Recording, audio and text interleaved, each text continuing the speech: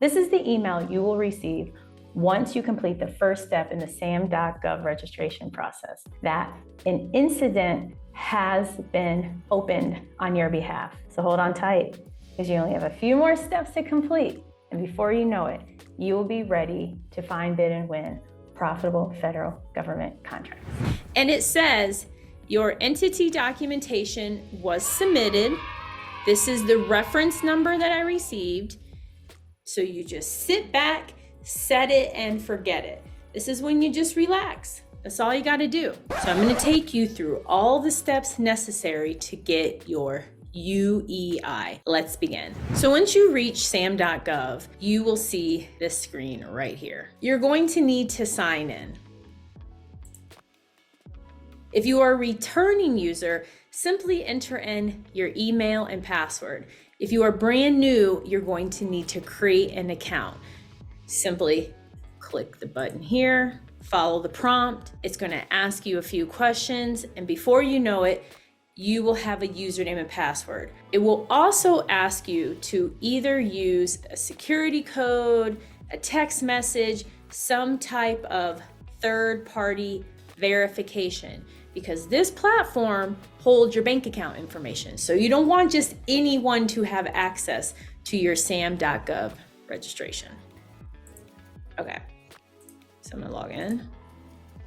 You see, I'm logged in. While I already have 4 companies registered in Sam.gov, we are going to start from scratch because I have a nonprofit that I would like to register.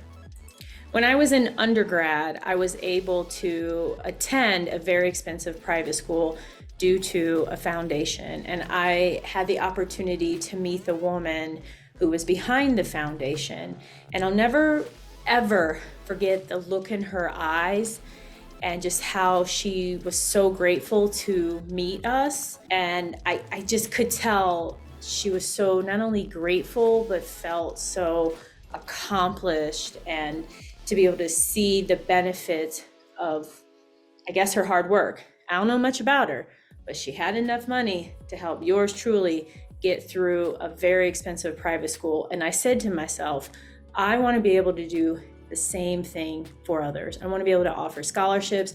I want to offer so many other things to people out there, because she was able to do that for me. So I created a foundation. So we're going to register it, because guess what? You can register for profit as well as non-profit companies in SAM. Create new entity directly with the US government. Bid on federal opportunities.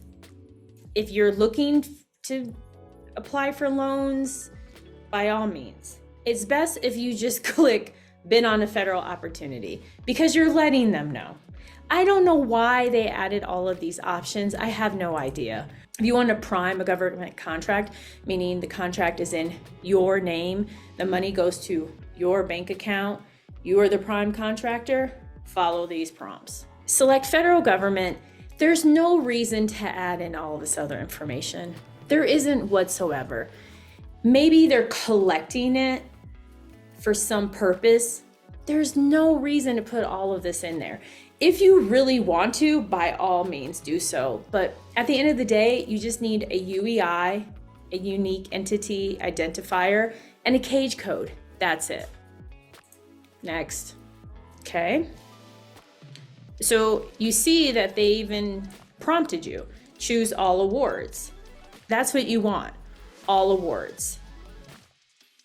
The other thing, you will have to update this every single year. So keep that in mind. You're going to have to go through a very similar process. So make sure you have the basics: a physical address, tax ID form issued by the IRS, as well as something that shows your physical address if it's not stated on your tax ID. You must have these things. If you do not have a physical address, then stop. Do not proceed. I mean, it'd be great if you watch this video till the end for the algorithm, but you don't want to go through a bunch of issues of being rejected, and you try to update it, and 7 months later, you're in the same situation. I don't want that. Y'all are GovCon winners. So make sure you have the form issued by the IRS, a physical address, and if for some reason the address on the form issued by the IRS with your tax ID differs, make sure you have something that lists your business name and your physical address. It could be a lease, it could be a bank statement, it could be a light bill. You just need something. Are you registering a government entity? For pretty much every single one of you watching this, y'all, nah, we ain't no government entity. No, you're not a government entity. But if you are, then select yes, because government entities can also bid on work with the federal government. That's why they ask these questions. I know sometimes it can be a pain, it can be very frustrating, it can be very aggravating, especially since they made all these changes since my last video. But stick with me, you will have your cage code before you know it. Yes, physically located. If you are outside of the United States, feel free to select this, because you can still register as a government contractor even if you are located outside of the United States. You just have to go through different steps. Do you already have a cage code?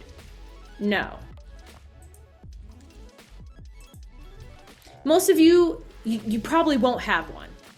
If for some reason you already have one, then please make sure you write in the comments so we can address that. Otherwise, you're going through this process to get a UEI and to obtain a cage code. And they're just giving you information so that you are prepared. They just want to help you out. That's why you have all of these prompts, you have all of these guides. If you want to download them, by all means.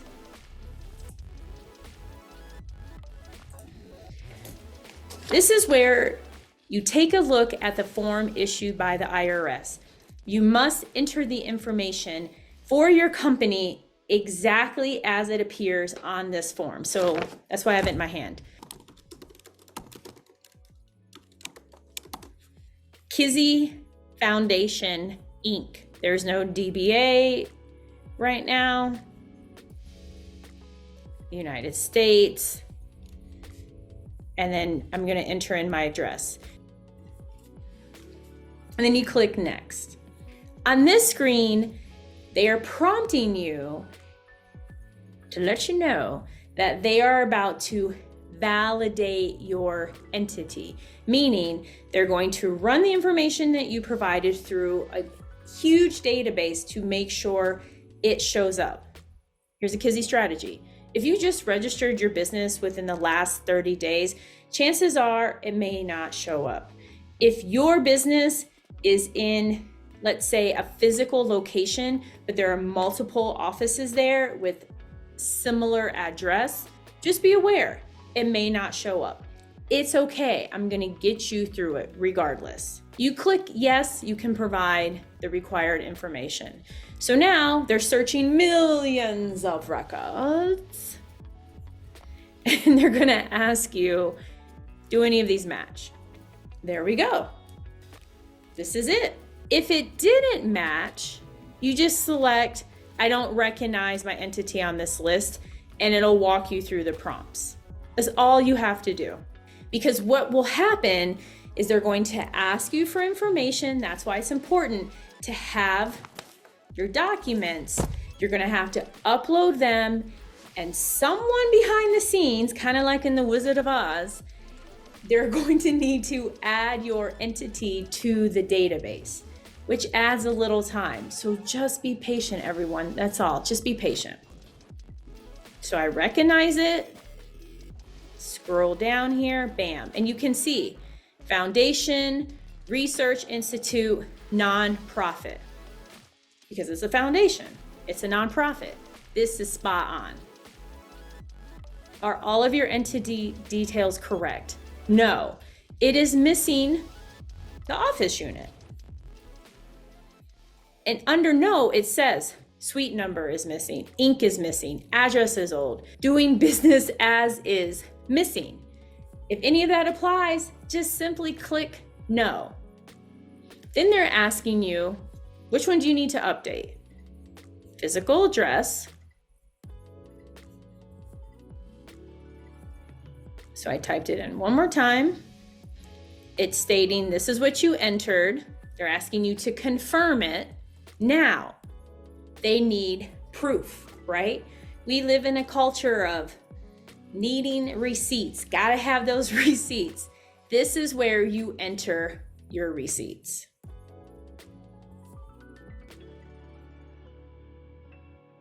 So I have my form from the IRS, which actually lists both the address and the foundation name, which is awesome because when I established my flagship company, it was back in 2008 and I used my apartment.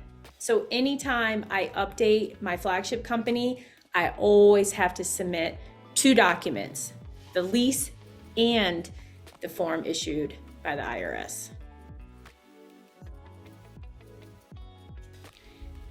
The form that I'm uploading was mailed to me by my attorney. I just simply took a photo of it, converted it to a PDF. There are a ton of scanning apps that you can use that will convert an image automatically to a PDF. Whichever method that you use, it doesn't matter. What's important is that you can read the document and you have electronic copy of the document. So now it's time to submit it. If you want to provide details, by all means, I'm going to move on. There we go. First part is done. Can you believe it? I feel like confetti should be falling down. And it says, your entity documentation was submitted. This is the reference number that I received.